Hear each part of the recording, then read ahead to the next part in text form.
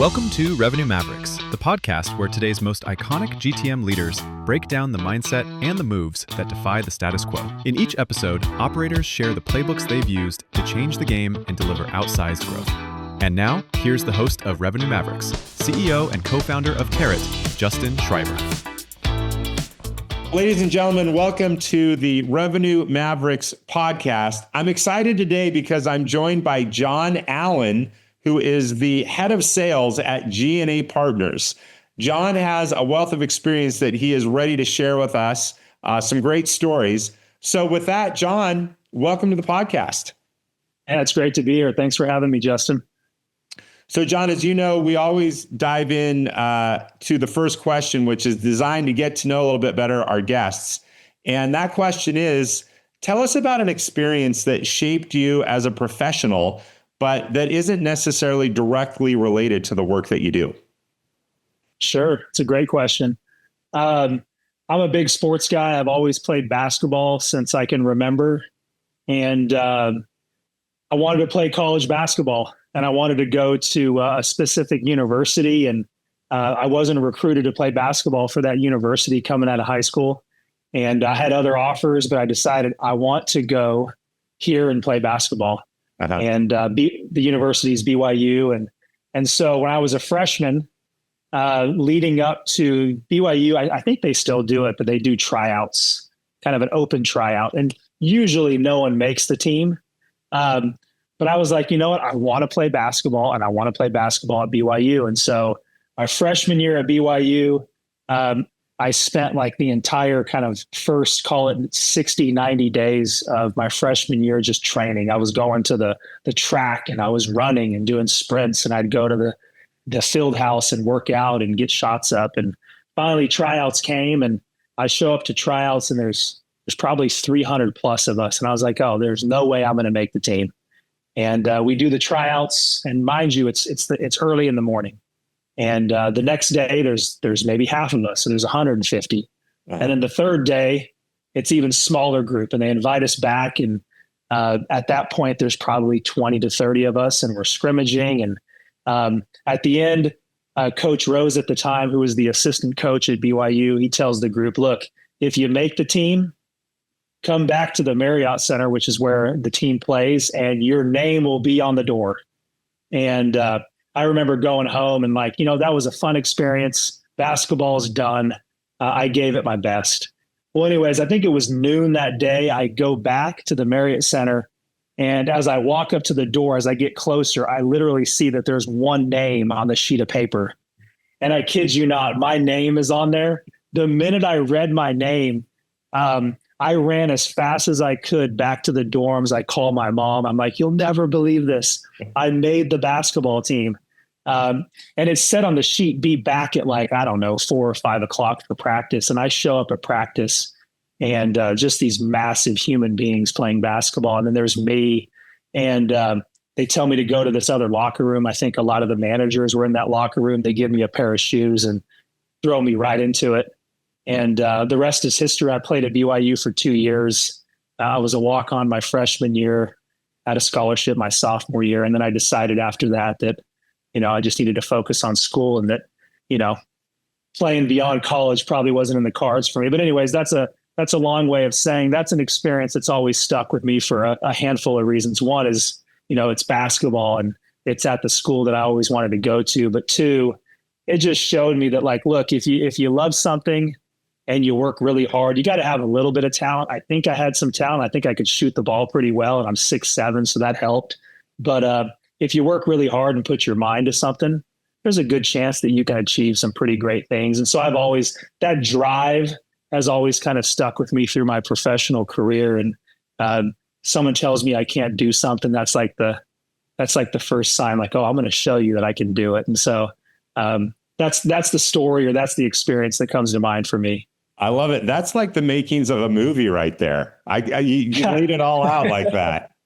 I have a couple. There's some other funny stories about that whole experience, but I'll save you the details. But it was just an awesome experience, and one that I'll never forget. And I'm appreciative to this day of the coaches for giving me that opportunity, but it was pretty fantastic. I got to believe, John, that there is a lot of fear involved that you had to overcome or kind of push down. One, to show up in the first place. And then two, once you actually made the team, continue to show up with confidence. How did you deal with that aspect of it?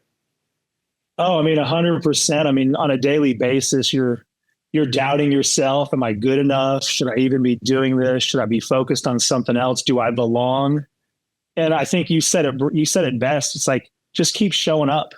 Your first day of practice, you clearly leave going like, I don't belong here. These guys are bigger, stronger, faster than I am, but you just show up the next day. And before you know it, I mean, gosh, 3, 4, 5 weeks into practice, I'm like, I can actually do this. Like, you kind of just get into a routine, you figure things out. And over time, you figure out that, hey, maybe I do belong. And it also helps that you're playing with really good guys that are accepting and, they want you to succeed. And it was a fantastic experience. But I think, I would just say, just keep showing up and it gets easier. I know someone, actually, this is appropriate for basketball. He says you are the average of the 5 people that you hang out with. Yeah. And that's a great saying. Isn't it remarkable though, how we either rise or we fall to the level of the peers that we associate with? And if you're hanging out with stellar people that demonstrate excellence, you can't help but start to rise to that level just because you want to be able to show up on the court with them. And the opposite is true as well. Yeah. No, I mean, that's, when I stopped playing basketball, the biggest thing that I missed was just that camaraderie and that brotherhood and that togetherness. Cause I mean, it's the same thing in work. I mean, some of my best friends today are people that I've worked with for years, where you've been in the trenches together. You've gone through hard things. You've had tough moments. You've accomplished great things. And, so you're right. I mean, the people that you associate with, whether it's on that basketball team or the people you surround yourself with at work, they really do elevate you. And you create this bond of like, because of accomplishment and because of the struggle, it's like there's just like this connected spirit about those relationships. Yeah, let's actually pursue that a little bit and kind of transition to the work life. How did the qualities that you developed and actually already had, on the basketball team, influence experiences that you've had at work and shape who you are now as the head of sales at G&A Partners? That's a good question. I think what comes to mind for me is really just being able to, I mean, you have to prioritize and schedule and be very regimented in all the things that you have on your plate, right? Like I mean, again, just talking about basketball, it's been a long time now, so I'm not sure how practices have changed, but I just remember way back when, I mean, it was 20, 25 hours a week of practice. And then there's film and there's weight room in there. And so you can imagine like that's a part-time job. Plus you're taking 12 plus credit hours and kind of squeezing all that in. It really forces you to like, one, you got to be 100% committed all in. And then two, you have to be, you're basically choosing to put a few things in your life to the side, which I had no social life. It was pretty much basketball and then the library. But you realize that that's just for a period of time. And so, that structure dovetailed into my career because I'm not perfect, but I've been able to kind of, I've been able to kind of put in the hours and be able to focus on projects that take a long time, that require you to stay well after hours and just really be committed. And I think a lot of that stemmed from just like having to do that in college, where it's like you're leaving the gym at 7:30, 8 o'clock at night, and you have 3 to 4 hours of studying in front of you. And you developed like the habit of being able to do those kind of hard things. And when you're doing it, that there's people out there having a great time, and you're either at work or you're in the library, but it's just what it takes. And so I think that mentality has helped me in my career, where at the end of the day, I'll work as many hours as I have to get things done and to do it right. Yeah, love it. All right, last question on the Sure. experience. Cougars got a good team this year. Could you have made the current squad given the momentum these guys have behind them? Not a chance. Not a chance. They're so good. It's funny. Last night I actually stayed up and watched the game, which it was a late start. I don't even think I went to bed until close to 1 a.m. But fantastic game. It's so fun. They're such a fun team to watch. And I mean, it wasn't an easy game for them. It was very physical, lots of foul calls, and they just seem to find a way. It's an impressive bunch. But yeah, I couldn't even be a manager on that team. All right, fair enough. Well, you got the experience under your belt, so that's what counts. Yeah. Second question, John, for you is the inflection point. You're obviously incredibly successful. What was the inflection point in your career that you feel really set you on the trajectory that's landed you where you are today? There's a few, but the one that comes to mind for me, Justin, is so my first job out of college was with JP Morgan, a great organization. And I kind of thought, I was JP Morgan for life. Mm-hmm. It's a great organization, great training. You have the ability to kind of work up in the organization, make good money. And so I thought I was set. And in 2008, I was in their energy group, which obviously living in Houston, there's no surprise there. And we were doing a lot of fun things. But in banking, when you get promoted from like an analyst to an associate, it's a big thing. And in 2008, the markets were down and it wasn't as big of a thing as I had always imagined. And so it kind of caused me to pause and say, is this what I want to do long term? Because like once you kind of get into that associate and VP track, like you get pretty entrenched in the organization. And, I just sat back and like, what do I want to do? And I approached my dad, who's actually the CEO of G&A Partners. And I told him, I said, hey, how would it be if I came and worked at G&A? I'd never thought about it before. And he was like, well, we're a growing company. We need additional talent. Like before you come over here, you should talk to a few others. And so I talked to the rest of the executive team and I kind of went back and forth. And I decided to take the plunge and come work at G&A. And at the same time, I had enrolled in the University of Texas to get my MBA. And I figured I'd work at G&A, I'd get my MBA. And at the end, if it wasn't a great experience, I'd go back to banking or go do something else. And if it was, I would just, continue on kind of this entrepreneurial, small private business route. And, here I am 17 years later, and it's been an incredible ride. G&A is a phenomenal company. I think when I joined, we had maybe 80 employees. Mm-hmm. Today we have over 800. And it's just been fantastic. So that's the inflection point is where, I took a little bit of a risk and left probably one of the most successful banks in the country, a big Fortune 500 company, and jumped over to G&A, a family-owned business, working with my dad, which obviously working with family, sometimes there's risks there. And but best decision I ever made, hands down, would do it again 1,000 times. Yeah. Again, the courage comes through taking a risk, but ultimately staying true to your instincts. And you combine that with hard work. It's a great recipe for success. Yeah, 100%.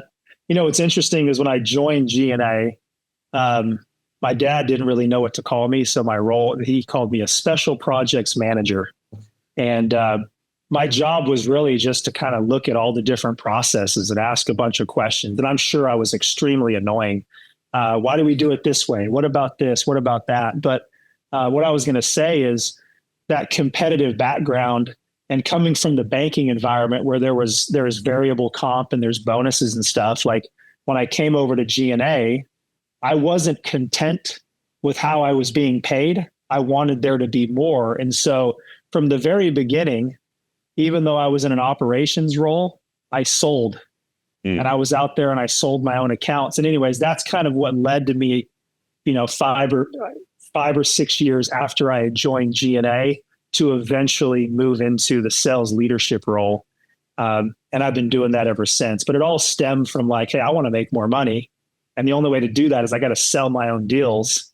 And so I did that alongside my operational role. And happy I did that because the sales role has been fantastic. And I've really loved building the sales team and just the people that we've hired over the years. Yeah. Well, a couple things stand out there. I mentioned already, the willingness to take on risk, to be true to, I think, what your interests and your desires are. Number two, this idea that you've got to earn it, you've got to create the value to be able to justify the company rewarding you rather than expecting that to come. And number three, I think there's an instinct that good salespeople have. They're not necessarily taught. You can definitely improve your craft, but good salespeople have the curiosity, have the ability to find the lane and work towards that to get deals done in ways that other people maybe don't have the native feel for. Yeah, very well said. I mean, I love that word, curiosity. We talk to our sales team a lot about you have to be curious about the companies that you're talking to. You have to be curious about how they're doing things. You have to be curious around the solutions that you can bring to the table. If you don't understand something, be curious about who at the organization has the answer. And but yeah, there's a creativity that follows that curiosity that I think really helps solid sales reps. Yeah, I often liken it to a running back in football. They have to master the plays, obviously, but at the end of the day, the line never looks like what you expect it to look like. The great running backs, though, have the instinct. They find the hole, they get the ball through the hole, and it's almost something that you don't teach them. They just have an instinct. And it's the same with sales. Great salespeople know how to find that angle to create the value for the customer and navigate around all the obstacles that inevitably are going to pop up in front of them. Yep, agree. All right, last question is the secret sauce question. I'm interested in a philosophy, a framework, a process, or a piece of wisdom that you feel has really helped you to achieve outsized results in your profession. Oh, that's a good question. There's a couple that come to mind. I think one thing that I do, and maybe it's OCD, maybe I'm really big on calendaring. Like when you look at my calendar, I put everything on there, whether it's like workout, whether it's like if there's a specific project that needs to be done, I will calendar and set aside time for that project. I put my kids' stuff on the calendar in different colors. Like I set aside time every Friday afternoon to kind of forward look into my next week and calendar and really figure out like, okay, this is what I have. And then, so that's one thing I do. Another thing I do is within my computer, I have my notes, and it's like, for every week, I just kind of list out the things that I want to accomplish the following week. G&A, we do a nice job. We use a technology called Trello. You've probably heard of it. Oh yeah, it's a project management tool, and at all levels of the organization, we use that. And one of the things that we do is we do weekly commitments. And so, whether at the executive level or the sales leadership level, we're doing weekly commitments. We're in front of all of our peers. We're saying like, look, this is what I'm going to accomplish this week. And so whether it's calendaring or keeping a task list or using Trello, I think something that's really helped me is just keeping things organized, having a plan, and not just kind of waking up and saying, okay, what am I doing today? Like there's no surprises. Like I know what I'm doing because I've calendared it. And if I stick to the plan, I'm going to accomplish the important things that week. And so that's one that comes to mind for me. From a leadership standpoint, I think the thing that I've always tried to do is just manage folks the way that I like to be managed, which is like be transparent. If I'm not doing something right, I want to know. And so I would expect someone else would want to know as well. And so sometimes those conversations are tough, but so I'm big on transparency and I guess the other one is accessibility, especially in sales. I mean, this, like as a sales leader, I think our job is really to provide strategic guidance on how to get a deal done and some creativity, but also it's to be accessible so that we can help them remove internal roadblocks or procedural roadblocks so that it's not hard to get from A to Z in a deal. Yeah. And so I try to be accessible. And my wife, much to her chagrin, she's like,